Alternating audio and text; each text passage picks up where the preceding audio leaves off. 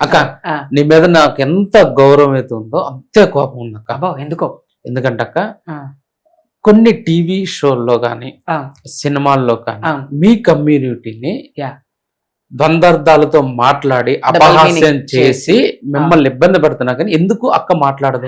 లేదు, అలా మాట్లాడను అని నేను ఎప్పుడు అనలేదు. మరి ఏదక్క పోరాటం చేసి వాటిని ఆపించలేకపోయారు? అంటే ఒక విషయం చెప్తున్నాను చూడండి, కామెడీని కామెడీగా తీసుకోవాలి, సీరియస్ ని సినిమాని సినిమా లాగా మాత్రమే చూడాలి అనుకునే ఉద్దేశంలో నేనే రాజు నేనే మంత్రి సినిమాలో నేను పోరాటం చేయబట్టే తేజ సార్ పిలిచి నాకు ఒక క్యారెక్టర్ ఇచ్చారు. దాంట్లో నేను ఎమ్మెల్యే. నేనే రాజు నేనే మంత్రి సినిమాలో ది బాయ్ అని ఒక సినిమా చేశాను. నాకు తెలిసి నేను ఒక డిగ్రీ కాలేజ్ అని ఒక సినిమా చేశాను. రీసెంట్ గా స్వాగ్ అనే సినిమా చేశాను. నేను చేసిన ప్రతి సినిమా కూడా సొసైటీకి ఉపయోగపడే క్యారెక్టర్సే చేశాను. నన్ను చూసే రాశారు క్యారెక్టర్స్ అని డైరెక్టర్స్ చెప్తున్నారు. అలా ఇప్పుడు ఒక స్త్రీని మనము చూస్తే సినిమాల్లో 100 రకాలుగా చూపిస్తారు. ఒక పురుషుడిని చూస్తే 100 రకాలుగా నవరసాలు అంటారు. నవరసాల్లో వెక్కిరింపు కూడా ఒక రసం ఇప్పుడు అయిపోయింది. అది హెల్దీ కామెడీ ఉండాలి. నేను అనేది ఏంటంటే కామెడీ చేయాలి కానీ హెల్దీగా చేయాలి. నాన్ హెల్దీ కామెడీ చేసి డబుల్ మీనింగ్ డైలాగులతో కామెడీ ఉండకూడదు అనే ఉద్దేశంతో నేను చాలా సార్లు చెప్తూనే ఉంటాను. నేనేం చెప్పకుండా నువ్వు నమ్ముతావు నమ్మో ఒక టీవీ షో ఉంది, దానిపైన అయితే సుప్రీంకోర్టులో కేసేసాం మేము. ఎందుకు అంటే ట్రైన్ లో అడుక్కునే వాళ్ళలాగా ఉన్నారు, లేకపోతే మొహానికి రంగులు పూసుకొని పొదల దగ్గర నించునే వాళ్ళలాగా ఉన్నారు, లేకపోతే అంటే ఓపెన్ గా మాట్లాడుకుంటే ఐస్ క్రీమ్ చేస్తావా. ఈ లాంగ్వేజ్ ఐస్ క్రీమ్ అనే వర్డ్ ఎవరు క్రియేట్ చేశారు? వర్డ్ సొసైటీయే క్రియేట్ చేసింది కదా. చంద్రముఖి క్రియేట్ చేసిన వర్డ్ కాదు అది సొసైటీ నుంచి వచ్చిన వర్డ్. చొంబు చేస్తావా, కొంతమంది లాంగ్వేజెస్ ఇట్లా. ఇప్పుడు ఒకప్పుడు అంటే మీడియా అంటే భయం ఉండేది, ఇప్పుడు కింద పెట్టేస్తున్నారు. ఇట్లా చేస్తావా అట్లా చేస్తావా, ఈ యాంగిల్ ఇష్టమా ఆ యాంగిల్ ఇష్టమా అని పెడుతున్నారు. ఇదంతా సోషల్ మీడియాలో వస్తున్నటువంటి బ్యాడ్ ఆల్గరిథం లేకపోవడం వల్ల కామెంట్స్ అక్కడ చదవగలుగుతున్నారు వేరే వాళ్ళు. అవన్నీ రాకుండా ఉండాలంటే నేను ఒక్కదాన్ని చేయలేను, సొసైటీ అందరూ కలిసి చేయాలి. అండ్ నాకు తెలిసి ఒక ఇప్పుడు 10 సంవత్సరాల నుంచి తెలుగు ఫిలిం ఇండస్ట్రీలో డబుల్ మీనింగ్ డైలాగులతో ఉన్నటువంటి హిజ్రా క్యారెక్టర్స్ ఏవి రాలా. ఎందుకు రావట్లేదు అంటే మేము ఆల్రెడీ మా అసోసియేషన్ కి వెళ్ళి శివాజీ రాజా సార్ గారు ఉన్నారు, నర్తనశాల అని ఒక సినిమా తీశారు. అప్పుడు నేను ధర్నా చేసి అక్కడ నిలబడి, మీరు అంత మంచి సినిమా పేరు పెట్టి నర్తనశాల అని పెట్టి అందులో బృహన్నల క్యారెక్టర్ మాకు వర్తిస్తుంది, స్త్రీ పురుషుడు కానటువంటి ఒక క్యారెక్టర్, ఆ క్యారెక్టర్ని ఎలాబొరేట్ చేసి మీరు మా కమ్యూనిటీ గురించి బ్యాడ్ గా ఎందుకు మాట్లాడతారని మేము ఎప్పుడైతే ధర్నా చేశామో అప్పటి నుంచి ఇప్పటి వరకు సినిమాలలో చీర కట్టుకున్న హిజ్రాలకి సంబంధించి డబల్ మీనింగ్ డైలాగులు కానీ లేకపోతే పోర్ట్రే చేయడం కానీ మారింది. అంటే మేబీ వేరే కమ్యూనిటీ గురించి ఏమైనా చేస్తున్నారేమో కానీ మా గురించి అయితే చేయట్లా. అండ్ ఇంకా మళ్ళీ చెప్తున్నా, నా ఇంటర్వ్యూలు చూసే నాకు సినిమా క్యారెక్టర్ రాసిన డైరెక్టర్లు స్టోరీ రైటర్స్ ఉన్నారు.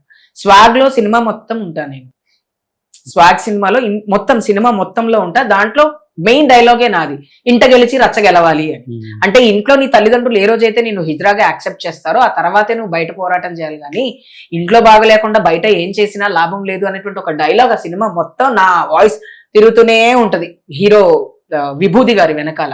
సో ఇట్లాంటి క్యారెక్టర్స్ మేము చేస్తున్నామంటే నా పోరాటం వల్లే కదా. లేకపోతే ఎంతసేపు ఉంది చప్పట్లు కొట్టే పాత్రలు తప్ప, భావాన్ని మీద పడే పాత్రలు తప్ప మంచి పాత్రలు ఏమైనా రాస్తున్నారు. ఇప్పుడు తమిళ్లో ఒక సినిమా వచ్చింది, కన్నడలో ఒక సినిమా వచ్చింది, ట్రాన్స్జెండర్స్ కి సంబంధించి మంచి సినిమాలు చాలా వస్తున్నాయి. అండ్ ఇంకొకటి అరవి అని ఒక తమిళ సినిమా ఉంది, దాంట్లో ఒక హీరోయిన్ హెచ్ఐవి పేషెంట్ ఉంటుంది, ఆ హీరోయిన్ బెస్ట్ ఫ్రెండ్ ఒక ట్రాన్స్జెండర్. ఇట్లా మంచి మంచి క్యారెక్టర్స్ వస్తున్నాయి.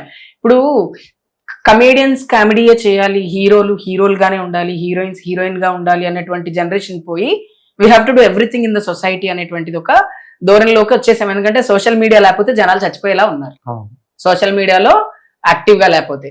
కాబట్టి సోషల్ మీడియా మీద కాకుండా సమాజం మీద ఫోకస్ చేసేటువంటి సినిమాలు రావాలి అంటే గ్రౌండ్ లో ఉన్నటువంటి స్టోరీస్ రావాలి. ఇప్పుడు అవి చూడట్లేదు కదా.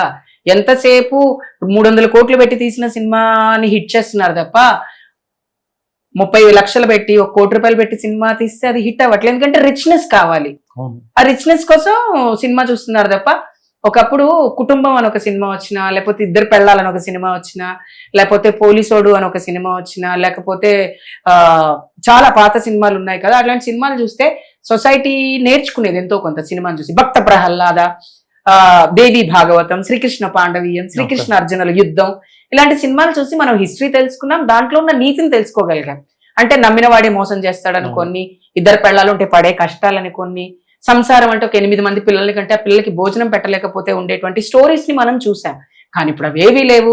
ఎంతసేపు ఊహించుకున్న స్టోరీ ఊహల్లో బతికేస్తుంది ఫిలిం ఇండస్ట్రీస్. అట్లా కాకుండా జనరల్ గా సొసైటీలో జరుగుతున్నటువంటి టాపిక్స్ లైక్ కెమెరామ్యాన్ ఒక సినిమా తీయాలి, what is the struggle of cameraman అని, పేపర్ బాయ్ అని ఒక సినిమా వచ్చింది. అట్లాంటి సినిమాలు వస్తే సొసైటీ, అందులో ఒక ట్రాన్స్ విమెన్ అని ఒక సినిమా తీయొచ్చు కదా.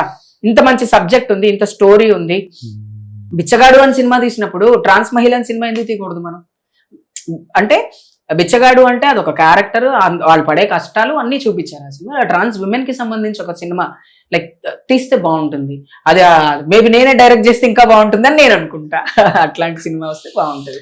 అక్క స్త్రీ అంటే నిండుగా ఉండాలని ఏదేదో చెప్తున్నారు, అది ఎవరి వ్యక్తిగత స్వేచ్ఛ, వాళ్ళది మనం అనకూడదు.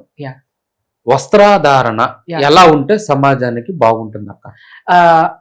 వస్త్రధారణ విషయం కంటే ముందు కూడా నేను ఎదుటి వాళ్ళు చూసే చూపు గురించి మాట్లాడి తర్వాత వస్త్రధారణకు వస్తాను. ఒకప్పుడు భార్యని తప్ప వేరే వాళ్ళని చూసేటువంటి సొసైటీలో బ్రతకలేదు కమ్యూనిటీ. కాబట్టి అప్పుడు ఓన్లీ చీరలే కట్టుకున్నారు, రవికలు లేకపోయినా ఎవరు పట్టించుకోలేదు. మా అమ్మో, పెద్దమ్మో, పిన్నో, మా చెల్లి లాంటి వరుసో ఏదోటి అనుకునేవాళ్ళు. ఒక ఊర్లో 4 ఆడవాళ్ళు పొలం పనికి వెళ్తుంటే ఒక్క మగవాడు కనపడితే, మా మీరు జాగ్రత్తగా ఉండి నేను ఇక్కడే నిలబడతానని చెరుగట్టు మీద నిలబడే మగవాళ్ళని కూడా మనం చూసాము, సొసైటీ చూసింది. అండ్ తర్వాత ఊరి చివరే ఉన్నటువంటి ఒక వర్గానికి సంబంధించిన లైక్ పాకలు వేసుకొని వాళ్ళు అక్కడ ఊరి చివరి ఉండేవాళ్ళు. ఊర్లోంచి ఎవరైనా పెళ్ళాలు పురిటి కూరెళ్తేనో లేకపోతే పెళ్ళానికి అనారోగ్యం ఉంటేనో వాళ్ళ కోరికలు తీర్చుకోవడానికి కోసం అని ఊరి చివర గుడిసెలు వేసుకుని ఉండేవాళ్ళు. వాళ్ళ దగ్గరికి వెళ్ళి డబ్బులు ఇచ్చి వచ్చేవాళ్ళు. ఆ సొసైటీని కూడా చూసాం. ఇప్పుడు సొసైటీ ఎలా ఉందంటే ఆడదైతే చాలు. ఇప్పుడు సొసైటీ, అప్పుడు రక్షణ స్త్రీలకు బాగానే ఉంది, పురుషుల ద్వారా రక్షణ స్త్రీలకి బాగానే ఉంది. వెరీ ఎట్లా అంటే ఒక పల్లెటూరులో ఒక్క సానికొంపు ఉంది అంటే దాని రోజు కవర్ పోయేవాళ్ళు కాదు, రేపు కూడా చేసేవాళ్ళు కదా. అయ్యో పాపం అది ఉళ్ళం కొని బతుకుతుంది అని అనుకునేవాళ్ళు. అలాంటి సమస్య నుంచి ఇప్పుడు ఎక్కడికి వచ్చేసామంటే సొసైటీలో నా మైండ్ కంట్రోల్ చేసుకోవడం తగ్గిపోయింది, స్త్రీలకు కానీ పురుషులకు కానీ. ఓన్లీ పురుషులకు కాదు, మైండ్ మెచ్యూరిటీ అయింది అనుకుంటున్నారు కానీ దాన్ని కంట్రోల్ చేసుకోలేకపోతున్నారు. ఈ రోజు రాత్రి పడుకోవాలంటే ఎవరైనా సరే వెళ్ళి పడుకోవాలి. వాడు నచ్చాడు, వాడు పడుకోకపోతే వాడిని టార్చర్ చేసైనా పడుకోబెట్టుకోవాలి వాడిని. నా దగ్గర ఆడవాళ్ళు అనుకునే వాళ్ళు ఉన్నారు. లేకపోతే ఇన్ని ఆత్మహత్యలు మగవాళ్ళకు కూడా జరగవు కదా. మగవాళ్ళు ఎంతమంది చచ్చిపోయారు రీసెంట్ గా, అలాగే ఆడవాళ్ళు కూడా చనిపోయారు. ఇక్కడ ఏమవుతుంది, బ్యాలెన్స్ అవుతున్నారు అంతే తప్ప ఆడవాళ్ళు మంచివాళ్ళు మగవాళ్ళు మాత్రమే చెడ్డవాళ్ళని లేదు. ఒక స్కూల్ ప్రిన్సిపల్, ఒక స్కూల్ లెక్చరర్ ఒక పిల్లోడిని ఇబ్బంది పెడితే వాడు ఉరేసుకొని చచ్చిపోయాడు. ఎందుకు చచ్చిపోయాడు? ఆ స్త్రీ యొక్క కామ కోరికలు తీర్చినందుకు వాడికి చావు ఎదురైంది. తీర్చుంటే వాడికి అలవాటు అయి ఉండేది అండ్ వాడు కూడా హ్యాపీగా ఉండేవాడు. కానీ అది తప్పు. గురువు, విద్య చెప్పే గురువు అంటే దైవంతో సమానం, తల్లిదండ్రులతో సమానం అనే ఉద్దేశంతో ఆ బిడ్డ వాళ్ళ కోరికలు తీర్చలేకపోయాడు. అలాంటి సమాజంని కూడా మనం చూస్తున్నాం. డ్రెస్సింగ్ ఇప్పుడు చెప్తున్నా, ఆ సొసైటీస్ లో ఆడవాళ్ళు ఎలా ఉన్నా ఒక తల్లిగానో, ఒక చెల్లిగానో, ఒక అక్కగానో చూసేవాళ్ళు. పురుషులు ఎంత అందంగా ఉన్నా ఒక అన్నగానో, ఒక తమ్ముడుగానో, పెదనాన్నగానో, బాబాయ్గా చూసే స్త్రీలు ఉండేవాళ్ళు. ఇప్పుడు రెండూ లేదు కాబట్టి మగవాళ్ళు కడ్రాయర్ వేసుకొని తిరిగితే చూసే వేల మంది ఆడవాళ్ళు ఉన్నారు. వాడిది సైజ్ ఎంత ఉంది, వాడు ఎంత సేపు చేయగలడని ఎస్టిమేట్ చేసే ఆడవాళ్ళను చూస్తున్నాము. అండ్ అలాగనే ఆడవాళ్ళు చిన్న బట్టలు వేసుకుంటే దాని మీదకి వెళ్ళి పడిపోవాలి, దాన్ని అనుభవించాలి అన్నటువంటి మగవాళ్ళని కూడా మనం చూస్తున్నాం. రేషియో అటో ఇటో కొంచెం ఎక్కువ తక్కువ ఉంటది కానీ ఖచ్చితంగా స్త్రీల్లో పురుషుల్లో తప్పు చేసేవాళ్ళు ఉన్నారు. ఒంటి నిండా బట్టలు వేసుకుంటే జరగదా అంటే వాడు ఫుల్ బాటిల్ తాగేసి రోడ్డు మీద నిలబడి ఒంటి నిండా బట్టలు వేసుకున్న వాళ్ళైనా ఏముంది, పసిపాప అయినా ఏముంది, వాడు చేసేస్తాడు, అసాల్ట్ జరుగుతుంది. అలాగే అవతల వాడు నాకు అన్నవుతాడా తమ్ముడవుతాడా అని ఆలోచించుకోకుండా 6 అడుగుల నుండి 4 కండలు పెంచేగానే వాడు ఎంబడి వెళ్ళిపోతున్న ఆడవాళ్ళని చూడట్లేదా? పెద్దమ్మ కొడుకుతో లేచిపోయిన వాళ్ళని చూశాను నేను, విన్నాను నేను, వెళ్ళి మాట్లాడాను కూడా. ఇవన్నీ చూస్తున్నప్పుడు ఇటు స్త్రీలకి సేఫ్టీ లేదు, మగవాళ్ళకి కూడా సేఫ్టీ లేదు. ఎప్పుడు ఎంతసేపు స్త్రీలకి సేఫ్టీ కొంచెం ఎక్కువ లేదు, మగవాళ్ళకి కొంచెం తక్కువ. బట్ వాళ్ళపైన కూడా క్రైమ్స్ జరుగుతున్నాయి.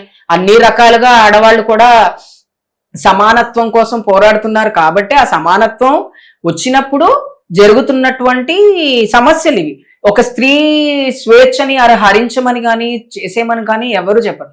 గుళ్ళో దేవుణ్ణి చూస్తున్నాం, అమ్మవారిని చూస్తాం, అమ్మవారి వక్షస్థలం మాత్రమే కవర్ అయ్యి సర్వం అమ్మవారిలా కనపడుతూ ఉంటారు. మనం అమ్మవారు కనపడరా?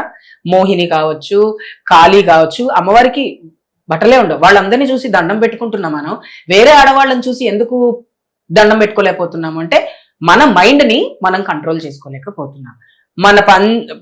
మన మైండ్ ని మనం కంట్రోల్ చేసుకున్నప్పుడు ప్రతి ఆడవాళ్ళలో మనకు అమ్మ కనపడుతుంది.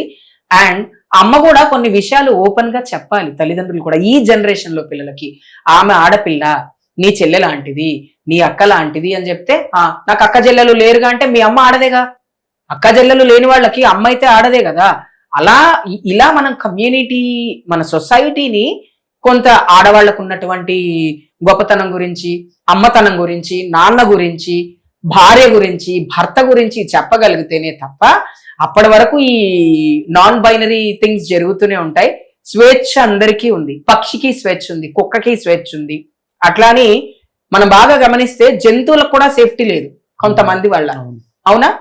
కొంతమంది మగవాళ్ళు లైంగిక దాడి జంతువులపై చేస్తున్నారు, ఆడవాళ్ళు కూడా లైంగిక దాడి చేస్తున్నారు. చేయట్లేదా? అప్పుడు ఓన్లీ మగవాళ్లే చేస్తున్నారు, ఆడవాళ్ళు చేయట్లేదు అని అనడానికి లేదు కదా. ఒకళ్ళు చేసినా అందరు చేసినట్టే కాబట్టి చేస్తున్నారు. కాబట్టి కేవలం మన మైండ్ ని మనం కంట్రోల్ చేసుకోలేకపోవడం వల్ల ఈ కాంట్రవర్షియల్స్ వస్తాయి తప్ప. బట్ నేను ఒక మాట అయితే చెప్తున్నాను, ఏ రోజైతే స్త్రీ వివస్త్రలుగా ఉన్నా, వస్త్రాలు వేసుకున్నా, ఆడది ఆడదే, మగవాడు మగవాడే. ఈ మధ్య ఒక పోస్టర్ ఏదో వచ్చింది, ఒక మేల్ బట్టలు ఏవి లేకుండా జస్ట్ ప్రైవేట్ పార్ట్స్ కనపడకుండా ఇట్లా పోస్టర్. ఆ పోస్టర్ మీద బాగా ట్రోలింగ్ జరుగుతుంది. అలా రోజు చిన్నప్పటి నుంచి మన పిల్లల్ని మనం చూసాం. చూడలేదా? పెద్దగా అయ్యాక చూడట్లేదు. మన పెద్దగా అయ్యా కూడా కొడుకుని కొడుకులాగా ఎందుకు చూస్తుంది స్త్రీ? స్త్రీకున్న గొప్పతనం అది. ఇప్పుడు తండ్రి ఉంటాడు, అందంగా ఉంటది కూతురుని కూతురులాగే చూస్తున్నాడు కదా, వేరేలాగా ఎందుకు చూడట్లేదు? మైండ్ పైన ఉన్నటువంటి కంట్రోల్ అనేది ఉండాలి. అండ్ నేను ఒకటే చెప్తాను, ఆడవాళ్ళు చీరలు కట్టుకుంటే మన సాంప్రదాయము, మన ధర్మంని మనం కాపాడుకోగలుగుతాం కాబట్టి చీరలు కట్టుకోవాలి. ఇంట్లో మీ ఇష్టం ఎలాగున్నా పర్లేదు. బయటకు వచ్చినప్పుడు ఎదుటి వాళ్ళని ప్రేరేపించేటువంటి బట్టలు వేసుకోవటం తప్పు. ఎవరైనా సరే, అది నేనైనా సరే. ఒక చిన్న షార్ట్ టీ షర్ట్ వేసుకొని జాగింగ్ చేస్తుంటే నన్ను చూస్తున్నారు మగవాళ్ళందరూ అంటే, నువ్వు అలా వేసుకున్నా కూడా చూస్తున్నారు, వేసుకోకపోతే నిన్ను ఎవరు చూడరు. ఇప్పుడు మగవాడు ఉన్నాడు, జిమ్ బాడీ, ఏదో అంటారు కదా, 6 ప్యాక్స్ పెట్టుకొని ఒక చిన్న కడ్డ వేసుకొని తిరుగుతుంటే అందరు వాడినే చూస్తారు. ఇంటికి వెళ్ళి నన్ను ఇంతమంది చూశారు, నన్ను ఫీల్ అయ్యాను అంటే ఎందుకు?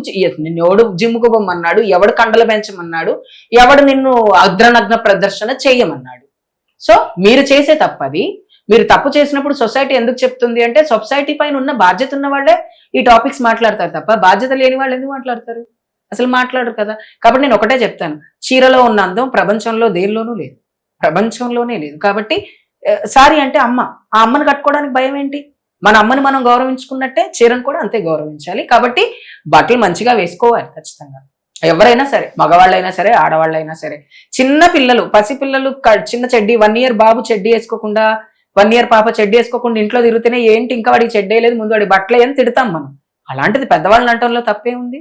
అమ్మే అంటది కొంచెం లోనెక్ అయితే, ఏంది జాకెట్ ఎవడు కుట్టిండాడు, అట్లా కుట్టిండి, ఏంది ఏడగుట్టించినావు జాకెట్ అని అమ్మ తిట్టదా?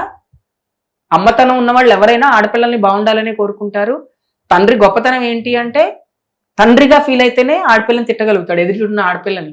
నాకెందుకులా, వాళ్ళు ఎవరో, వాళ్ళతో నేను వాళ్ళని వేరే రకంగా చూశాను అంటే తిట్టడు, వాడు ఎంజాయ్ చేస్తాడు. కాబట్టి స్త్రీలు, మగవాళ్ళు, పురుషులు, మనుషులు ఎవరైనా సరే మంచి బట్టలు వేసుకోవాలి, మంచిగా ఉండాలి, అంతే. ఇప్పుడు ఈ జరుగుతున్న ఇదిలో ఏంటంటే, మేము మంచి చెప్పాము, మా మీద ఎందుకు కేసులు పెట్టారనే కాంట్రవర్సీ కూడా జరుగుతుంది ఒక సెలబ్రిటీ విషయంలో. అంటే సమాజంలోకి వచ్చినప్పుడు బాధ్యతగా ఉండని చెప్పటం కూడా తప్పేనా? అంటే నేను ఒకటే చెప్తాను, నేను ఎవరి పేర్లు వాడకుండా ఎందుకు మాట్లాడుతున్నాను అంటే, కాంట్రవర్షియల్ అవ్వాలని కాదు, పబ్లిక్ కి తెలవాలి అనే చెప్తున్నాను. సరే, ఒక పెద్ద వ్యక్తి బట్టలు సామాన్ల గురించి సామాన్ల టాపిక్ వల్లే ఇంత ఇదయింది. ఆంటీ మీ సామాన్లు బాగుంటేనే నిన్ను ఆంటీ అని పిలుస్తాను ఇన్స్టాగ్రామ్ లో దగ్గర 10 లక్షల వీడియోస్ చేశారు. ఆ రోజు ఏం చేశారు? ఆపగలిగామా? ఆపలేకపోయాము. అవునా? సోషల్ మీడియాలో ఇంత బ్యాడ్ గా ట్రోల్ అవుతున్న టాపిక్స్ ని మనం మాట్లాడకపోతే, ఆ సోషల్ మీడియా టాపిక్సే లైఫ్ లో నిజం అవుతున్నాయి. అదే జరిగింది. అదేదో ఇన్స్టాగ్రామ్ లో రీల్ అంత వైరల్, ఆ వర్డ్ అంత వైరల్ అయ్యింది. కాబట్టి నేను ఏం చెప్తున్నానంటే, మంచి బట్టలు వేసుకోండి అని చెప్పటం తప్పు కాదు, చెప్పే పద్ధతిలోనో లేకపోతే చెప్పే విధానంలోనో కొంచెం చేంజ్ ఉంటే బాగుండేదేమో అని జనాలు అంటున్నారు. కానీ వినని వాళ్ళకి అలాగే చెప్పాలి, వినే వాళ్ళకి ప్రేమగా చెప్తాం. ఒకసారి ప్రేమగా చెప్తాం, రెండోసారి ప్రేమగా చెప్తాం, మూడోసారి కొట్టి చెప్తాం. కొంతమంది 100 సార్లు ప్రేమగానే చెప్తారు. అది వాళ్ళ హ్యూమన్, వాళ్ళ వ్యక్తిగతంగా ఆ మనిషికి ఉన్నటువంటి బాడీ లాంగ్వేజ్, షైనింగ్, లేకపోతే టెంపర్ అని కూడా మనం మాట్లాడుకోవచ్చు. కేసులు పెట్టడం అంటే ఇప్పుడు కేసులు పెట్టడం ఫ్యాషన్ అయిపోయిందని కేసులు పెడుతున్నారేమో తప్ప పోలీసుల మీద కూడా కేసులు పెడుతున్నారు. ఏ పోలీస్ అయితే కేసులు తీసుకుంటాడో ఆ పోలీసుల మీద కేసులు పెడుతున్నారు, అన్న వాళ్ళ మీద కేసులు పెడుతున్నారు, రియాక్ట్ అయిన వాళ్ళ మీద కేసులు పెడుతున్నారు. నువ్వు కేసు పెట్టావని నేను పెడుతున్నాను, నేను పెట్టానని నువ్వు పెడుతున్నావు. ఫైనల్ గా ఏమవుతుంది? కాంప్రమైజ్ కే వస్తుంది. అవునా? అపాలజీస్ చెప్పుకుంటాం ఒకళ్ళకొకళ్ళు, అంతకుమించి వేరే ఏం జరగదు. నేను ఇప్పటికీ చెప్తున్నాను, ఎదుటి వాళ్ళు మనకి చెప్తున్నారు, వాళ్ళ మాట కటువుగా ఉంది అంటే మనం వినకపోవడం వల్లే కటువుగా ఉంది మాట, వింటే ఉండదు. ఇప్పుడు ఓన్లీ సెలబ్రిటీస్ మాత్రమే సెమీన్యూడ్ బట్టలు వేసుకుంటారని లేదు. ఇన్స్టాగ్రామ్ ఓపెన్ చేస్తే కొన్ని కోట్ల మంది వేసుకుంటున్నారు, ఫేస్బుక్ ఓపెన్ చేస్తే కొన్ని కోట్ల మంది, యూట్యూబ్ ఓపెన్ చేస్తే కొన్ని కోట్ల మంది ఓపెన్ చేస్తున్నారు. ట్రెండ్ అంటున్నారు. ఏమైనా అంటే ట్రెండ్ అంటే కేవలం షేర్లు, లైక్ల కోసం మాత్రమే జరుగుతున్నటువంటి యుద్ధం ఇది. పబ్లిక్ లో నేను అటెన్షన్ కోసం చేస్తున్నటువంటి కొన్ని చీప్ ట్రిక్స్ ఇవన్నీ చేయకూడదు. కొంతమంది వాళ్ళు ఎలా అయినా తీసుకొని, ఫర్ ఎవ్రీ హ్యూమన్ నేను చెప్తున్నా, ఏదో ఫేమస్ అవ్వడం కోసం మనము రియాక్ట్ అవ్వడం కాకుండా సస్టైనబిలిటీ కోసం రియాక్ట్ అయితే చాలా బాగుంటుంది. చీర గురించే కావచ్చు, ప్యాంట్ షర్ట్ గురించే కావచ్చు, లేకపోతే పసిపిల్లల పైన ఏదైనా జరిగినప్పుడు కావచ్చు, ఓవరాల్ గా మిమ్మల్ని డైరెక్ట్ గా మీ పేరు పెట్టి ఎవరైనా అంటే తప్ప మీరు రియాక్ట్ అవ్వకూడదు అనేది నా ఉద్దేశం. చంద్రముఖి నువ్వు తప్పు చేశావు అని నన్నంటే నేను రియాక్ట్ అవుతాను అంతే తప్ప, ఎవరినో తిడితే మమ్మల్నే తిడుతున్నారు అని అదే ఏమంటారు, గుమ్మడికాయలు దొంగ ఎవరంటే భుజాలు తడుకునే పనులు చేయకూడదు. అండ్ దానివల్ల సొసైటీకి నష్టం కూడా ఏమీ లేదు, లాభము లేదు, నష్టము లేదు. ఏంటంటే టైం పాస్, చేతిలో ఫోన్ ఉంది కాబట్టి టైం పాస్ చేస్తారు అంతే తప్ప, దానికి ఒక సొల్యూషన్ ఏంటి అంటే మనని మనం కంట్రోల్ చేసుకొని, మనని మనం అర్థం చేసుకొని ఎదుటి వాళ్ళకి చెప్తే ఎదుటి వాళ్ళు వింటారా వినరా అనేది కాకుండా, సొసైటీలో ఒక మంచి పని చేయాలి అనుకున్నప్పుడు ఖచ్చితంగా ఇలాంటి రాళ్ల దెబ్బలు, శ్రీరాముడికే తగిలిన దెబ్బ ఆఫ్టర్ ఆల్ మీకెంతండి? అవునా? పంచపాండవులకు తప్పని బాధ మీకెందుకు? ఏడుకొండల వెంకటరమణుడికే తప్పలేదు ప్రజల నుంచి బాధ.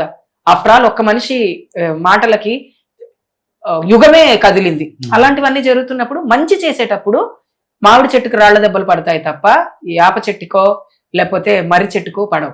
ఎందుకు అంటే అది చెట్టే ఇదే చెట్టు, కాకపోతే అది కడుపు నింపుద్ది, ఇది నీడనిచ్చుద్ది.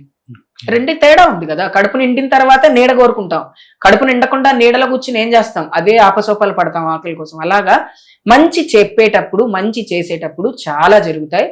అవన్నిటినీ మనం ఎదుర్కొనే మంచిని ముందుకు తీసుకెళ్ళాలి. వాళ్ళు అలాగే తీసుకెళ్తున్నారని నేను అనుకుంటున్నాను. Good thing. నేనైతే హ్యాపీగా ఫీల్ అయ్యాను. ఎంతో మంది మాట్లాడాలి, ఎవరో ఒక్కళ్ళు మాట్లాడారు. అదే ఒక చీఫ్ మినిస్టర్ మాట్లాడితే, అదే మోదీ గారు మాట్లాడితే ఇలా చేస్తారా? చేయరు కదా. అంటే ఏంటి అంటే పిచ్చుక మీద బ్రహ్మాస్త్రం వేయడానికి కోసం ప్రయత్నించేటువంటి పనులు ఇవన్నీ. అంతే. చిన్నవాళ్ళు చెప్తే ఒకలాగా, పెద్దవాళ్ళు చెప్తే ఒకలాగా తీసుకుంటారు. కాబట్టి పెద్దవాళ్ళు చెప్పలేకపోయినా ఈ ఒక చిన్న వ్యక్తి చెప్పాడు అంటే దాంట్లో ఎంతో కొంత నిజం ఉంది అని పెద్దవాళ్ళు కూడా ఆయనకు సపోర్ట్ చేయాలి. అంతే తప్ప పక్కనోడికి ఏదో జరిగింది నాకెందుకులే అని ఖాళీగా ఉండకూడదు కదా. నేను చాలా కామెంట్స్ చదివాను. ఎవరైతే మగవాళ్ళు మాట్లాడారో చాలా మంది ఆయనకు సపోర్ట్ చేశారు. చాలా కొన్ని వేల మెసేజ్లు ఉన్నాయి. వి సపోర్ట్ టు హిమ్, ఆయన తప్పేం చెప్పలేదు, చెప్పిన పద్ధతి తప్పేమో కానీ చెప్పిన మాట అయితే నిజమే కదా అనేటువంటి విషయం ఆయన క్లియర్ గానే చెప్పారు. దాంట్లో తప్పేం లేదు అన్నారు. కొంతమంది ఉంటారు కదా సొసైటీలో, ఏంటి అంటే అన్ని సమానము, మేం సమానం, మీరు సమానము అన్నప్పుడు సమానంగా మాట్లాడని ఒక ఉద్దేశంతో చేసే పనులే తప్ప దానివల్ల సొసైటీకి ఇప్పుడు సడన్ గా ఎవరో ఒక్కళ్ళు చెడ్డబట్టలు వేసుకున్నారు కదా అని హౌస్ వైఫ్ వేసుకోవడం మానేస్తుందా?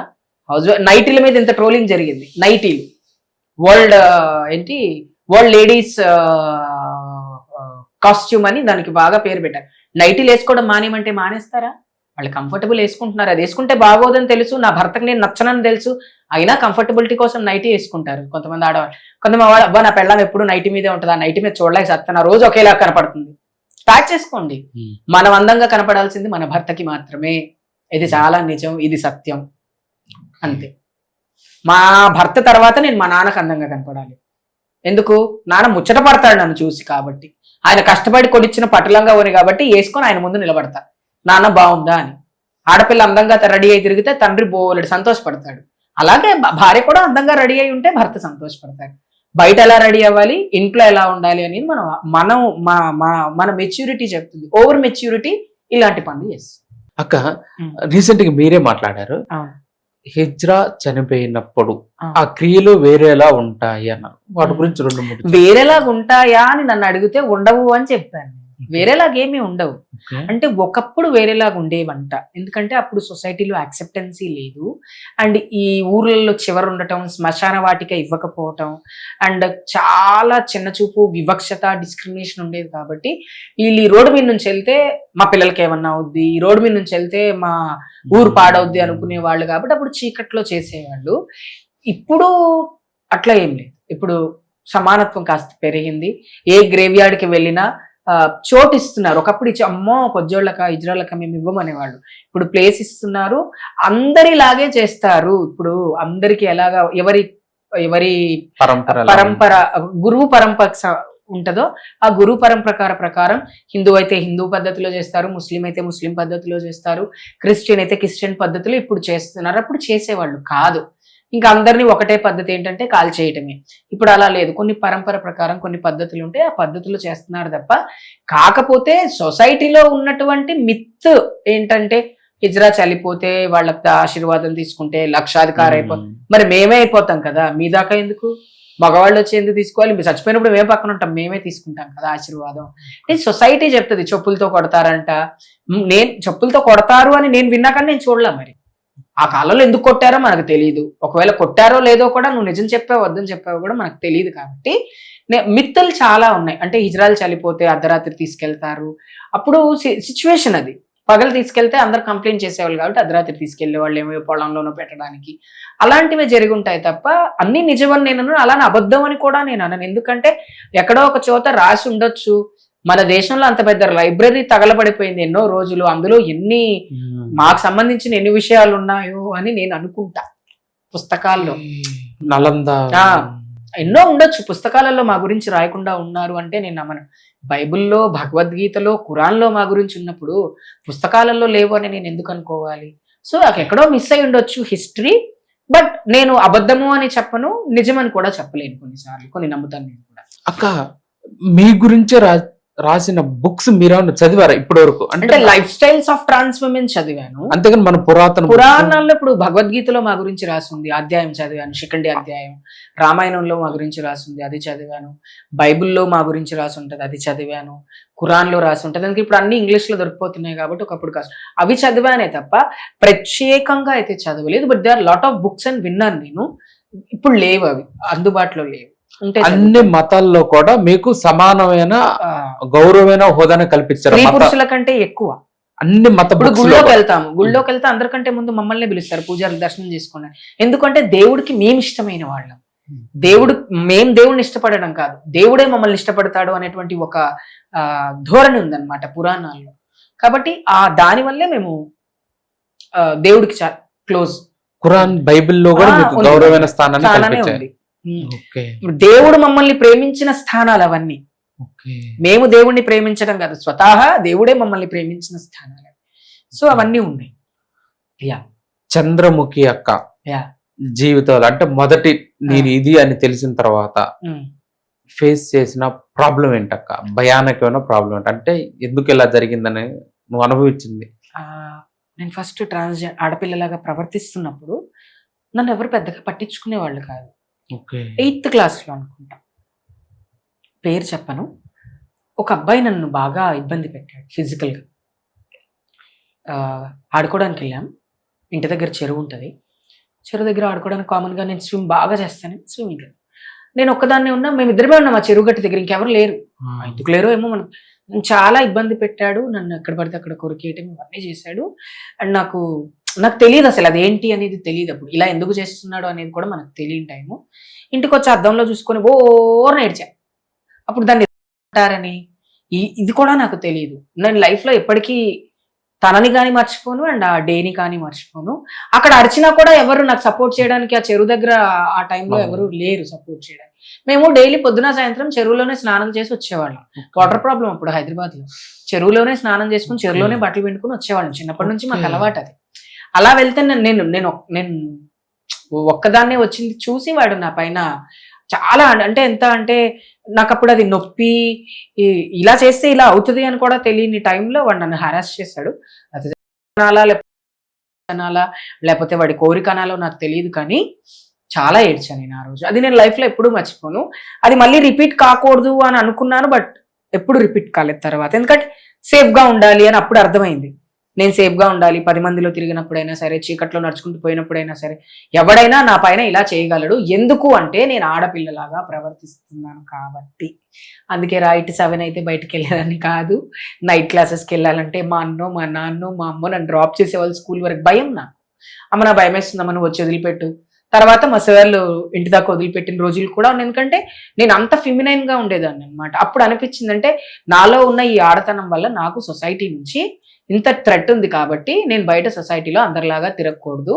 నేను కూడా మా అమ్మలాగా మా చెల్లిలాగా క్లోజ్ చేసుకొని టైం మెయింటైన్ చేయాలి అని అనిపించింది. అది బాగా ఏడ్చా. ఇప్పుడు తను ఉన్నాడు, తను మాట్లాడతాడు. అండ్ లాస్ట్ టైం మేము ఒక మీటింగ్కి వెళ్ళినప్పుడు కలిసి ఈ was like sorry for everything what I did in my childhood అంటే నేను ఇంకా మర్చిపోయాను అని చెప్పా. కానీ మళ్ళీ గుర్తు చేశాడు వాడు, తనే గుర్తు చేశాడు. ఎందుకంటే అప్పటికి ఇప్పటికి ఇంత చేంజ్ అయ్యి నిన్ను నేను అర్థం చేసుకోలేకపోయానా, అప్పట్లో ఫ్రెండ్గా ఉండి నేను ఇంత బ్యాడ్గా బిహేవ్ చేశానా నీతోటి అని అన్నాడు నాతో. చాలాసేపు నాతో మాట్లాడలేదు వచ్చిన తర్వాత కూడా పెళ్లిలో. అంటే వాడికి ఫేస్ చేయటం రాలేదు నన్ను. అంటే అప్పుడు వాడికి తెలియదుగా, అంటే తెలియక చేసిన తప్పు కాబట్టి దాన్ని క్షమించాలి. కాబట్టి మనుషులు ఎవరైనా సరే ఎవరు తప్పు చేసినా క్షమిస్తేనే ఆ మనిషి మారుతాడు తప్ప క్షమించకుండా ఆ మనిషిని నిందిస్తూ ఉంటే అవే తప్పులు మళ్ళీ చేస్తాడు అని నాకు అనిపించింది. అది నిజం కూడా. దొంగతనం చేసినాడు నువ్వు దొంగ దొంగ దొంగ అంటే వాడు ఎప్పటికీ మారాడు బాగుంటున్నాడు అంటే అరే 10 మంది నేను మారాను అంటున్నారు కాబట్టి నేను మారాలి అనేటువంటి ఒక ఆలోచన వస్తుంది ఏ మనిషికైనా, ఏ హ్యూమన్కైనా. That is very painful in my life. చాలా చాలా బాధపడ్డా నేను. స్కూల్కి వెళ్ళలేకపోయా, 4 రోజులు బ్లీడింగ్ అయ్యింది నాకు.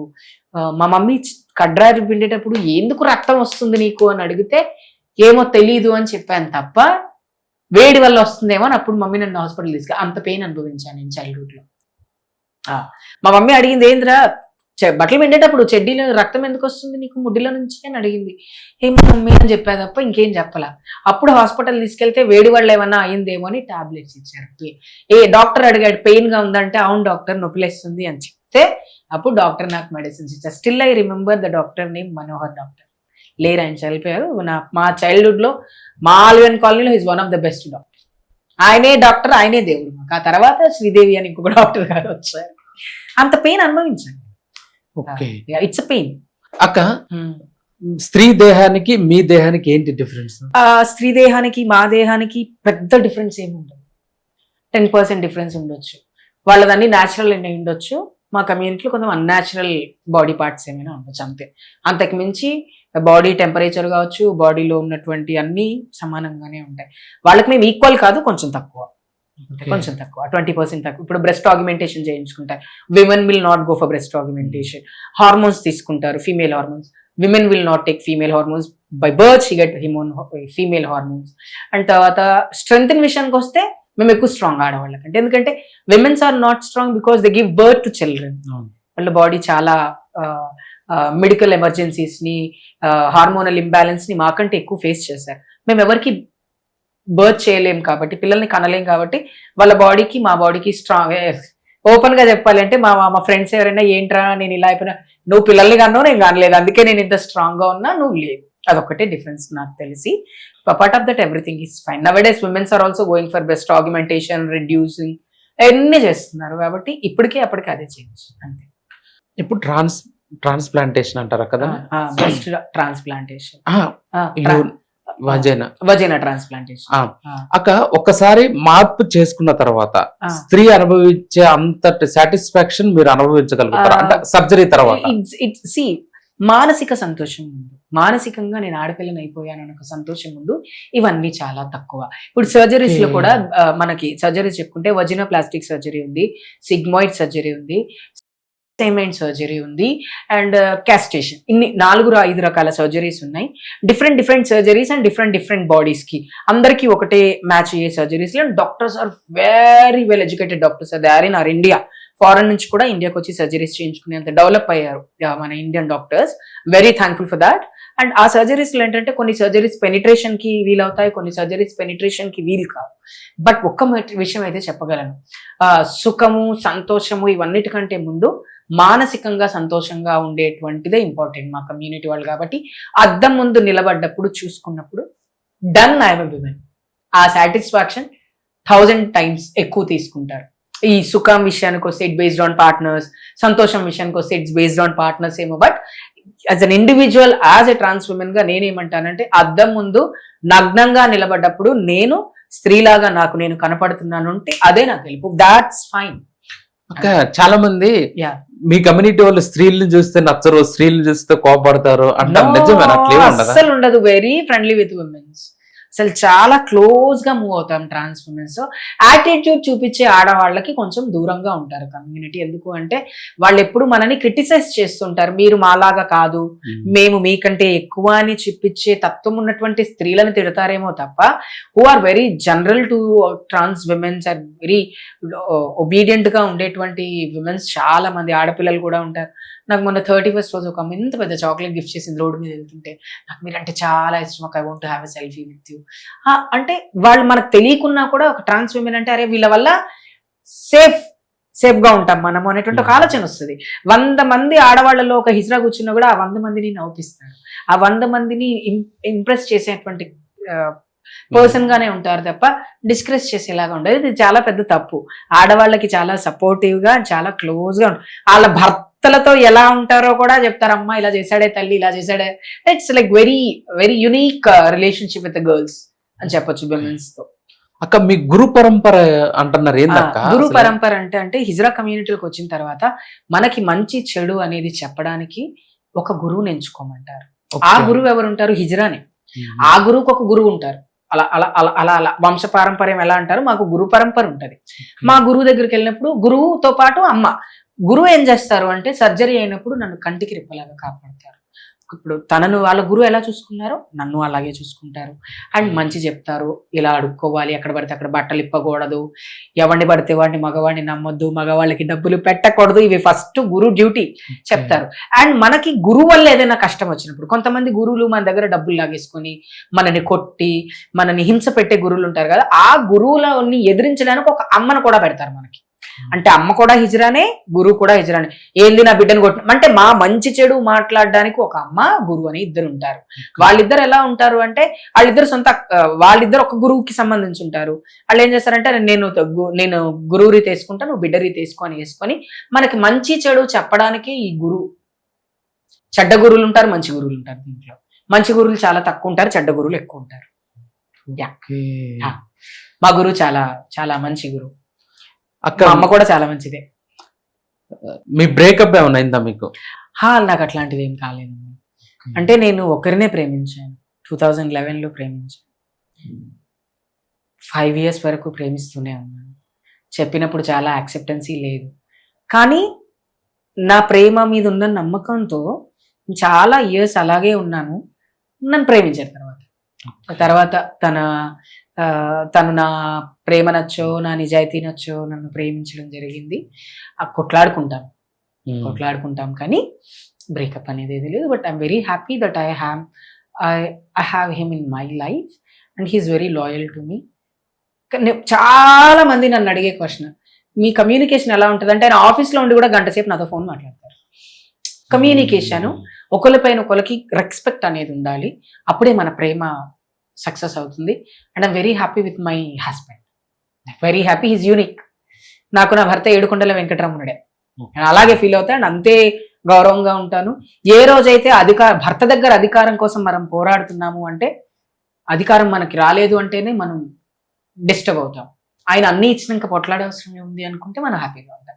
సో నేను చాలా హ్యాపీగా ఉంటాను. My personal life is very good. నా పర్సనల్ లైఫ్ అంత స్ట్రాంగ్గా ఉంది కాబట్టి నేను సొసైటీలో ఇంత స్ట్రాంగ్గా మాట్లాడగలుగుతున్నాను. ఇఫ్ నాట్ నేను మాట్లాడలేను. He's everything for me, he's everything. అంతే. అక్క చప్పట్లు కొడతారు కదా, అవును. మీరు కొట్టినప్పుడు వింత శబ్దం వస్తుంది. వింత శబ్దం కాదు, ఆ ఢమరుకం, శివుడి సాక్షాత్తు చేతిలో ఉన్న ఢమరుకం ఏదైతే ఉందో ఆ శబ్దంతో సమానం ఆ శబ్దం. త్రిలోకాలు ఎలాగైతే ఆ ఢమరుక శబ్దానికి మేలుకుంటాయో, భయపడతాయో, అంతే అంతే పవర్ఫుల్ శబ్దం అది. ఆ శబ్దం ఏం చేస్తుందంటే మమ్మల్ని కాపాడుతుంది చాలా రకాలుగా. అండ్ దీవించేటప్పుడు కూడా నువ్వు గమనిస్తే 3 సార్లు కొడతాం. ఫస్ట్ది నువ్వు బాగుండాలని, 2 నీ కుటుంబం బాగుండాలని, 3 ప్రజలు బాగుండాలని. అంతే. ఆ 3 శబ్దాలకు అర్థం అదే. కొట్టి మనం వాళ్ళకి ఆశీర్వదించి ఆ దేవుడిని చల్లగా చూడాలని 3 సార్లు చప్పట్లు కొట్టాం. త్రిమూర్తులు, త్రిజగన్మాతలు, త్రిలోకాలు, అందుకే 3 is the symbol of clap. ఈ 3 చప్పట్లు కొట్టేది అందుకే. 3 కొడతాం, 30 కొట్టాం. జలాలు అందరూ అనుకుంటారని కోపం వచ్చినప్పుడు కొట్టే చప్పట్లను తీసుకుంటారు తప్ప ఆశీర్వదించేటప్పుడు గాని, ఒక మంచి పని చేసినప్పుడు గాని కొట్టే చప్పట్లు మాత్రం 1, 2, 3 ఈ 3 చప్పట్లు కొడతాం. ఆ 3 కూడా త్రిమూర్తులకే సంకేతం అన్నమాట. ఆ త్రిమూర్తుల ఆశీర్వాదం ఈ చప్పట్లలో మీరు బాగా గమనించండి. ఆ శబ్దం వల్ల మన ఇంట్లో ఉన్న నెగిటివ్ ఎనర్జీ మొత్తం వెళ్ళిపోతుంది. ఒకళ్ళ ఇంట్లోకి వెళ్ళి 3 చప్పట్లు కొట్టి ఆశీర్వదించి వస్తే వాళ్ళు ఆ శబ్ద ధ్వని వల్ల, ఆ శబ్ద సౌండ్ వల్ల అట్మాస్ఫియర్ అంతా చేంజ్ అయిపోతుంది అన్నమాట. అంత పవర్ ఉంది ఆ చప్పట్లకి. సాక్షాత్తు ఢమరుకం శబ్దం ఎంత పవర్ఫుల్లో అంతే పవర్ఫుల్. అండ్ దీవించేటప్పుడు ఒకలాగా వస్తుంది, కోపంతో ఉన్నప్పుడు ఒకలాగా వస్తుంది, బాధతో ఉన్నప్పుడు ఇంకొకలాగా వస్తుంది చప్పట్లు. దాంట్లో వేరియేషన్స్ కూడా ఉన్నాయి. కానీ ఎక్కువ మటుకు దీవించడానికే ఈ చప్పట్లను యూజ్ చేస్తాం. కమ్యూనిటీలో కొట్లాడుకునేటప్పుడు అది కామన్, ఇట్లా పోతూనే ఉంటుంది ఆ చెయ్యి. అది మేము కొట్లాడుకునేటప్పుడు, లేకపోతే మమ్మల్ని ఎవరైనా అబ్యూస్ చేసినప్పుడు, ఎవరన్నా మాతో గొడవ పడుతున్నప్పుడే తప్ప ఈ చప్పట్లు అనేది ఏంటంటే శుభానికి సంకేతం. నువ్వు బాగా గమనించు. ఇప్పుడు జనాలు కంగ్రాచులేషన్స్ అనో, లేకపోతే హ్యాపీ టు సీ యూ అనో అని చెప్తున్నారు. కానీ ఒకప్పుడు ఏ శుభకార్యం జరిగినా, ఏ సంతోషకరమైన వార్త జరిగినా వావ్ అని చప్పట్లు కొట్టేవాడు. చప్పట్ల ద్వారానే మన సంతోషాన్ని తెలిపే వాళ్ళము. అదే పాజిటివిటీ అన్నమాట ఇప్పుడు కూడా ఉంది. కాబట్టి ఈ చప్పట్లకు ఉన్న చరిత్ర ఏంటి అంటే సంతోషాన్ని వ్యక్తం చేసి అక్కడ ఉన్నటువంటి నెగిటివ్ ఎనర్జీని తీసేస్తుంది అన్నమాట. అంతే తప్ప ఇదేదో మళ్ళీ అందరికీ రాదు ఈ చప్పట్లు. ఇది యునిక్ అన్నమాట. ఇది మాకు మాత్రమే వస్తుంది. అండ్ ఆ భగవంతుడు ప్రసాదించినటువంటి ఒక ఆశీర్వాదంగానే దీన్ని తీసుకోవాలి తప్ప వేరే రకంగా తీసుకోకూడదు ఎవరు కూడా. అండ్ ఇంకోటి ఏంటంటే ఈ చప్పట్ల ధ్వని చేత సప్త ఋషులు, సప్త మహర్షులు అన్నీ కూడా యాక్టివేట్ అవుతాయి. ఈ శబ్దానికి ఉన్నటువంటి స్పెషాలిటీయే అది. ఆ ధ్వని చేత యాక్టివేట్ అవుతాయి. నువ్వు బాగా గమనించండి, మేము పూజ చేసేటప్పుడు కూడా జై మాత, జై జై మాత అని చప్పట్లు కొడతాం. యాక్టివేట్ అవుతుంది అన్నమాట. Universe will get activated by the sound system. ఇప్పుడు లలితా సహస్రనామం చదివితే అష్టదిక్కులు ఎలా మేల్కుంటాయో మా చప్పట్లకు కూడా అంతే పవర్ ఉంటది. కాకపోతే జనాలు రోజు రోజుకి మన ఆర్టికల్ లైఫ్ అయిపోవడం వల్ల మనము కొన్ని మన మూలాలను మనం మర్చిపోవటం వల్ల, బట్ ఒక 100 మంది 1000 మంది హిజ్రాలు కూర్చొని ఒకసారి చప్పట్లు కొట్టారంటే సాక్షాత్తు అక్కడ శివుడు ఉన్నంత పవర్ కనిపిస్తుంది. శివుడు వచ్చి నిలబడ్డంత పవర్ వస్తుంది ఆ సౌండ్ కి. అంత డివోషనల్కి వెళ్ళిపోతారు, అంత స్పిరిచువల్ అయిపోతుంది. గాలి, నీరు, నిప్పు అన్ని స్వచ్ఛమైపోతాయి ఆ పరిసరాల ప్రాంతాల్లో. అంత పవర్ ఉంటుంది ఈ క్లాప్ కి. That is the clap. అదే ఈ శబ్దం. దేవుణ్ణి మనం గుర్తించాలన్న శబ్దమే. దేవుడు మనతో శబ్దానికి ఉన్న విలువ ఎట్లాంటిది అంటే అందులో ఈ శబ్దం చాలా పవర్ఫుల్ అన్నమాట. వాక్కు. అక్క మీ కమ్యూనిటీ వాళ్ళు రెగ్యులర్ గా వెళ్ళే టెంపుల్స్ ఏమైనా ఉంటాయా? అన్ని టెంపుల్స్ కి వెళ్తారు రెగ్యులర్ గా. ప్రత్యేకంగా శివుడి గుడికి వెళ్తారు. వేములవాడ, తెలంగాణలో వేములవాడ రాజన్న దగ్గర ఎప్పుడు పోయినా ఒక్క హిజ్రాన్న మీకు కనిపిస్తాడు 365 రోజులు. ఆ తర్వాత హిజ్రాలు ఎక్కువ వెళ్ళేది గుజరాత్ భోజరాజ్ మాత అమ్మవారి టెంపుల్, తర్వాత మహాకాళేశ్వరుడు, ఉజ్జయిని మహాకాళేశ్వరుడు దగ్గరికి ఎక్కువ వెళ్తారు. అండ్ ఇప్పుడు ఎక్కువ సోషల్ మీడియా వల్ల ఇన్ఫ్లుయెన్స్ అయ్యి అన్ని టెంపుల్స్ కి రెగ్యులర్ గా వెళ్తున్నారు. But the main temples are Durgamata temples and Shiva temples. అక్కడ వాళ్ళకి ఆ డివోషనలిటీ డిఫరెంట్ ఉంటుంది. అప్పుడు వాళ్ళ దర్శనానికి కూడా అయ్యో తిరునంగై, తమిళనాడులో పోతే మన ఏ టెంపుల్ అది అరుణాచలం, అయ్యో తిరునంగై వందంగా ఉట్టుడంగ అంటే వాళ్ళకి ఇజ్రాయల్ వచ్చారు, వాళ్ళని ఫస్ట్ దేవుడు దర్శనం చేసుకుని వాళ్ళకి ఆయన కోసం వెయిట్ చేస్తుంటాడు దేవుడు అని తమిళ్లో మాట్లాడుకుంటారు మేము గుడికి వెళ్ళినప్పుడు. ఇప్పుడు ఏదైనా టెంపుల్స్ కి ఏ గుడికి వెళ్ళినా ఫస్ట్ మనని ఎందుకు పంపించేస్తారు అంటే దేవుడు చాలా దగ్గరగా ఇష్టపడేటువంటి మనుషుల్లో మానవ దీంట్లో ఇజ్రాయలే ఉంటారు. ఎన్నో జన్మల కర్మఫలం మనిషి జన్మ అంటారు కదా, పోయిన జన్మలో ఎన్నో పుణ్యాలు చేశాం కాబట్టి ఈ జన్మలో ఇలా పుట్టాం. ఓన్లీ సొసైటీకి మాత్రమే మేము పనికొస్తాం, ఇంకెవరికి పనికిరాము, సమాజంలో తప్ప. భార్యగా పనికిరాము, భర్తగా పనికిరాము, నాన్నగా పనికిరాము, మాకు ఎటువంటి బంధం లేదు. ఓన్లీ ఆ దేవుడితోటే స్ట్రాంగ్ గా ఉండాలి. ఇప్పుడు కొంచెం సొసైటీ మారింది, డివోషనాలిటీ తగ్గింది కొంతమందిలో, కాబట్టి ఇలా ఉన్నారు. లేదా it's like completely spiritual life of a human on the earth is hijra అంతే. అక్క మీరు చేసుకున్న ప్రత్యేకమైన పండుగలు గాని ఉత్సవాలు గాని ఏమైనా ఉంటాయి అంటే అందరూ వేల మంది ఒకేసారి కలిసి మాత పూజ చేసుకుంటాం, మురిగి మాత పూజ. ఎక్కడ చేసుకుంటారు అక్క? ఇప్పుడు నేను చేసుకుంటున్నాను హైదరాబాద్ లో. తెలంగాణలో ఉన్న 33 జిల్లాల వాళ్ళు వస్తారు, నాకు పరిచయం ఉన్న బొంబాయి వాళ్ళు వస్తారు, ఢిల్లీ వాళ్ళు వస్తారు, కలకత్తా వాళ్ళు వస్తారు. ఎందుకు వస్తారు అంటే అమ్మవారి ప్రసాదానికి ఉన్నటువంటి ఖ్యాతి అది. మురిగి మాత పూజ చేసుకుంటాం, పండగ చేసుకుంటాం, అందులో రొట్టెల పండగ చేసుకుంటాం. మురిగి మాత పండగ అంటే ఏంటి అంటే ఒక 1500 మంది 2000 మంది వస్తారు ఆ రోజు అమ్మవారికి పూజ చేస్తాం. అండ్ అలాగే రొట్టెల పండగ ఏంటి అంటే ఏరియాల్లో చాలా మంది కమ్యూనిటీ ఉంటారు, అందరూ పెద్దవాళ్ళు కాలేరు, కొంతమందిని మీ ఊర్లను మీరు కాపాడుకోవడం కోసం ఆ దేవుడికి సమక్షంలో మిమ్మల్ని పెద్దవాళ్ళని చేస్తారనమాట. అలా పండుగలు చేస్తారు. ఈ రెండు చాలా ఇంపార్టెంట్. మాత పూజనే హిజ్రా కమ్యూనిటీలో ఉన్నటువంటి ఏదైనా పెద్ద పండగ ఏది ఉంది అంటే మాత పూజ. తిరుగు పూజ అంటారు, మాత పూజ అంటారు. ఈ రెండే తప్ప వేరే పుట్టినరోజు కానీ పెళ్లి రోజు కానీ ఇవన్నీ secondary. Only Mata puja is the first priority. మామూలుగా చేయరు. తల్లిగారు సారీ తీసుకొస్తారు, అత్తగారు బట్టలు తెస్తారు. ఇప్పుడు మనం పెళ్లికి ఎలాంటి వస్తువులు అయితే అన్ని తీసుకెళ్తామో అలా అమ్మవారిని పూజ సామాన్లు తీసుకొచ్చేటప్పుడు కూడా మేళ వాద్యాలతో తీసుకొస్తారు అమ్మవారి పూజ సామాన్లు కూడా. అంటే సౌండ్ మీరు గమనించారు కదా, సౌండ్ కున్న వాల్యూ అది మా కమ్యూనిటీలో. తీసుకొని వస్తారు, పూజ చేస్తారు. అందరూ ఎట్లా అంటే ఇంక అందరూ మెడలో చక్కగా మంగళకరమైన పసుపు కొమ్ములు కట్టించుకొని గురువుల చేత పెద్దోళ్ళ చేత బాగుండాలి అని. ఆ పసుపు కొమ్ముకు విలువ ఎందుకు అంటే అంత పవిత్రంగా మనం కూడా సొసైటీలో బ్రతకాలి అని చెప్పి కడతారు. జనాలేమో పెళ్లి అంటారు కానీ పసుపు కొమ్ము మెడలో కడితే పెళ్లి కాదు.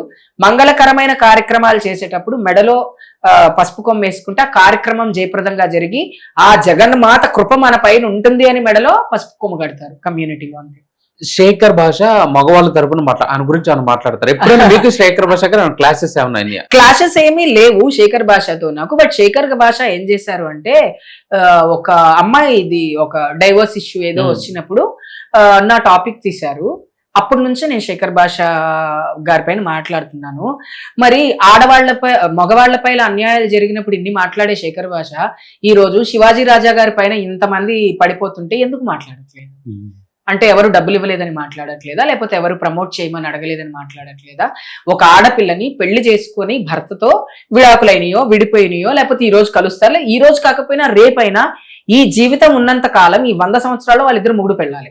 అలాంటి మొగుడు పెళ్ళాలి ఇద్దరు విడిపోతే నువ్వు వచ్చి అబ్బాయి స్టాండ్ తీసుకొని ఈ అమ్మాయి ఇలా చేస్తుంది అలా చేస్తుంది, పిల్లోడు ఈడికి పుట్టలేదు ఆడికి పుట్టలేదు అని పిచ్చి పిచ్చి మాటలు మాట్లాడి హిజ్రాల పేరు తీసినందుకు నన్ను ఇంటరప్ట్ చేసి ఒక ఇంటర్వ్యూలో ఆవిడ కాడ వచ్చి మాట్లాడతాను. ఇది నేను ఎందుకు అమ్మాయిని తప్పు పట్టాలి? అసలు అమ్మాయి ఏమనింది, నీకంటే కొజ్జోళ్ళు బెటరు అని అనింది. కొజ్జోళ్ళు బెటర్ అనింది తప్ప కొజ్జోళ్ళని తిట్టలేదు కదా అమ్మాయి. కొజ్జో అన్న వర్డ్ బూతుగా ఎందుకు మీరు వాడుతున్నారు? బూతుగా దాన్ని బూతుగా తీసుకోకూడదని మాట్లాడాను. సో నేను ఇప్పుడు కూడా అదే చెప్తున్నాను. నిజంగా శేఖర్ భాష మగవాళ్ళ గురించి మాట్లాడితే ఈ రోజు శివాజీ రాజా సార్కి మరి బాగా సపోర్ట్ చేసి మాట్లాడాలి కదా. మరి శివాజీ రాజా సార్ని తిట్టిన వాళ్ళందరి మీద ఈయన కేసులు పెట్టాలి కదా. అంటే సోషల్ మీడియాని వాడుకుంటూ డబ్బులు సంపాదించడం కోసం కాదు, జనరల్ గా సోషల్ మీడియాలో మాట్లాడేటప్పుడు సోషల్ ఆస్పెక్ట్స్ చూసి సొసైటీకి ఉపయోగపడే మాటలు మాట్లాడాలి. అలా మాట్లాడట్లేదు కదా, మరి దీన్ని ఎలా తీసుకోవాలి? నేను మాకేం క్లాష్ ఏం లేదు, జస్ట్ ఆ విషయంలోనే నేను మాట్లాడాను. నేను ఆ అమ్మాయికి సపోర్టివ్ గా ఉన్నాను. అది శేఖర్ భాష గారికి నచ్చలేదు. అబ్బాయిలు 4 పెళ్లిళ్ళు చేసుకున్న అబ్బాయిలు ఎలా సపోర్ట్ చేస్తాం? అలాంటప్పుడు అమ్మాయి 4గురితో పడుకున్నా నువ్వు కూడా సపోర్ట్ చేయాలి, నువ్వు కూడా మాట్లాడకూడదు కదా అని అడిగాను నేను. అది సంగతి అట్లా అనమాట. బట్ ఐ థింక్ ఏదో ఏంటి ఆయన చెప్తా కానీ ఆయన ఏమనుకుంటారంటే మగవాళ్ళ జాతిని కాపాడే ఆనిముత్యం లాగా ఫీల్ అవుతారు కదా. మగవాళ్ళని కాపాడాలి అనుకున్నప్పుడు ఆడవాళ్ళని తిట్టవలసిన అవసరం లేదు కదా, సర్ది చెప్పి కూడా మనం కాపాడుకోవచ్చు కదా. ఆయన ఏంటి మేల్ యాక్టివిస్ట్ అంటారు. ఓకే, హ్యూమన్ యాక్టివిస్టులు కూడా ఉంటారు, నాన్ జడ్జిమెంటల్ గా అందరి గురించి మాట్లాడేవాళ్ళు. కాబట్టి నేనేమనుకుంటున్నాను అంటే ఏదో అటెన్షన్ కోసమో లేకపోతే ఇంకా దేనికోసమో మాట్లాడడం మానేసి నిజంగా మగవాళ్ళకి అన్యాయం జరిగినప్పుడు మాట్లాడే అధికారం, మనిషికి అన్యాయం జరిగినప్పుడు అందరూ మాట్లాడాలి. దాన్ని అలా తీసుకురావాలి. కానీ నేను కేవలం మగవాళ్ళకే సపోర్ట్ చేస్తాను అంటే మరి శివాజీ గారిని తిట్టిన వాళ్ళు ఉన్నారు, నాగబాబు గారిని మెచ్చుకున్న వాళ్ళు కూడా ఉన్నారు. It is a neutral things will happen in the society. So మనం కూడా న్యూట్రల్ గా ఉండి మాట్లాడాలి అంతే తప్ప ఇప్పుడు నేను ఆడవాళ్ళ గురించి మాట్లాడతాను, మగవాళ్ళ గురించి మాట్లాడతాను, మా కమ్యూనిటీ గురించి మాట్లాడతాను, జంతువుల గురించి మాట్లాడతాను, అందరి గురించి మాట్లాడతాను. అందరి గురించి మాట్లాడే మంచి మాట్లాడే హక్కు నాకుంది, చెడు మాట్లాడే ఉద్దేశం కానీ నాకు లేదు. ఎవరినైనా సరే respect every gender in the world, respect every human in the world, అలా చెప్పుకోవాలి. అలా జగన్మాత చంద్రముఖి అక్క, నా కోసం మీరు వచ్చి ఇంటర్వ్యూ చేసినందుకు చాలా చాలా థ్యాంక్స్ అక్క. Thank you so me much. Time నాకు ఇచ్చింది. థ్యాంక్ యూ సో మచ్ తమ్ముడు.